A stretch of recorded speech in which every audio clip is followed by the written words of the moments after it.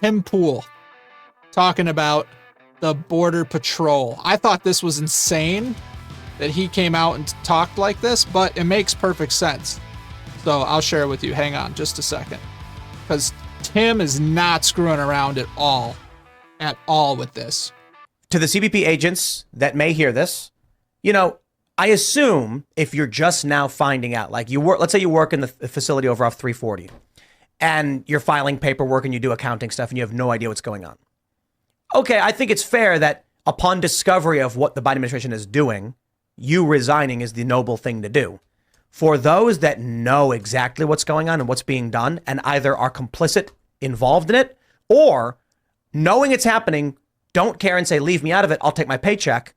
I will say, there is nothing I pray for more right now than to see these people rot in prison for the rest of their lives. You can come to me and you can offer me an infinity pool, a Ferrari, and a great mansion. I'll say, I want none of those things. You come to me and say, we'll give you one thing. I say, I want those people arrested. I want them in jail. I want each and every one of these CBP agents that's down there on the border arrested by the Texas National Guard and Texas State Troopers and locked up. And I want them to cry and say, but why? And it's because you're a human smuggler, you scumbags. These people are abject evil. They are quite literally I should say figuratively, the demons in the devil's army. I mean that figuratively, perhaps some people believe it literally.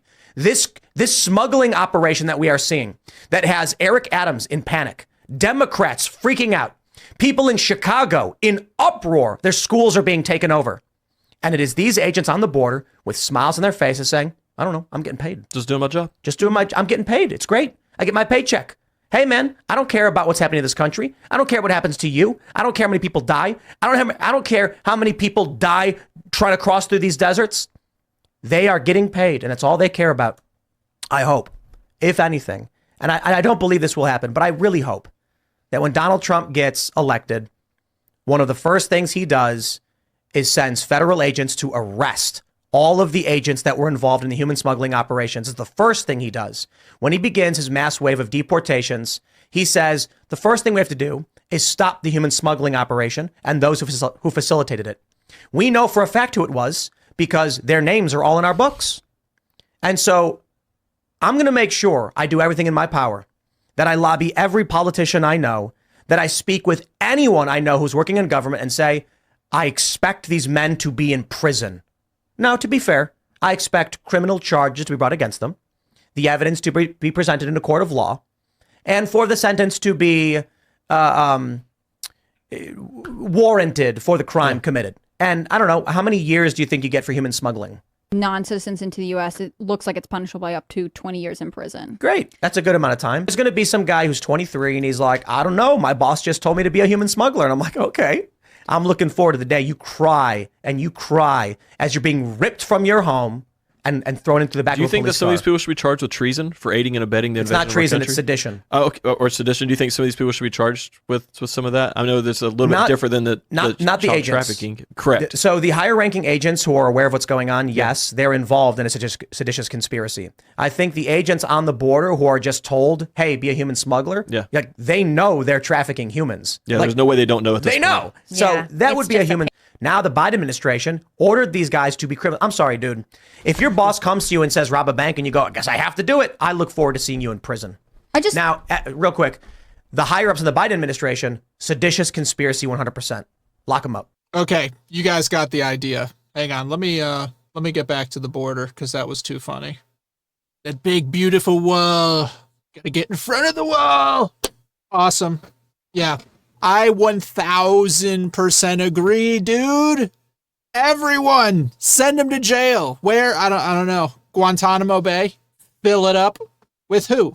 The administration, the higher ups for seditious conspiracy, and then those the underlings for following orders of human trafficking, human smuggling. Like that's it. It's not a debate. Following orders is not a defense for anything, ever. It's not okay. Like, you have to lose your job. You don't understand. And I had this conversation. I've had this conversation with family, with friends, right at the beginning of the pandemic when they started getting crazy with all of this stuff. with the mandates, with the masks, with the vaccines, with everything. And I said, you have to not do it. And they said, but what are we supposed to do? We could lose our job. And I said, well, you just got to figure it out after that. Like, there's not actually an easy answer, but you have to say no. You have to disobey. And everyone couldn't get over the idea that you could possibly lose your job, that you could possibly get blacklisted from a career, that you could possibly do all this stuff. And I'm saying, yes, in order to follow what is correct, what is right, and the law, you have to rebel sometimes. You have to break the rules sometimes. You have to take the consequences of breaking the rules that are unfair, unjust, unlawful to stay free. And I get it. They have families. They have homes. Some of them are like a couple years away from a pension. So they're like, dude, I worked all this time, did all this good stuff, and I'm this close to getting out, and I will lose everything if I get out early. That's what they're dealing with. Military, all these people who work in government, where like they did good work under bad presidents before. And now they're doing bad work under a bad president. And they feel like they can't get out because the sacrifice is too great. Now, I get it. I'm just like a broke loser. So what did I lose by revolting at my job? Like I was kicked out of my office for 3.5 weeks because I said no to any and all mandates. I wouldn't get tested. I wouldn't wear a mask. I'm not wearing a vaccine. And I was very vocal. I sent that shit to the president of my company and everyone, all the layers in between, and told them to go to hell. I will not comply with anything. And they threw me out. They took money. I had another gig after that another gig towards the end of that job. Same thing.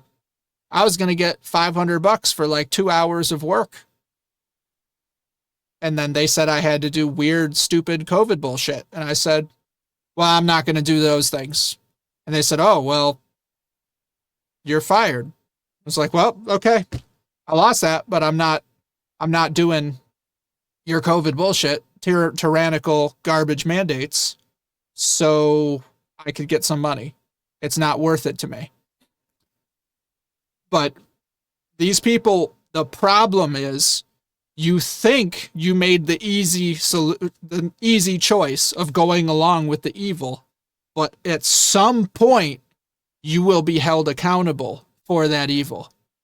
So whether it's by Trump or your local jurisdictions, by your friends and family who watched you and saw you do the thing, or if it's going to take all the way until you face your maker and you get to say, yeah, I followed orders and did unspeakable evil to my human counterparts for money, for easier access to food and goods, so that I could keep my upper middle class, semi-luxurious lifestyle. Like, those excuses aren't going to work, man. It's not going to happen. Good luck with that. So I'm with Tim. I think a lot of people are with Tim. It's not just the brass at the top now. The underlings are partially responsible because you can't just sit there and break the law actively under orders, hurting everyone around you, and then think it will never come back and be a problem. It needs to come back and be a problem. All right, that hurt.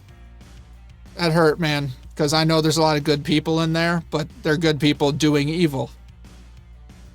They're good people doing evil and agreeing to evil right under their nose.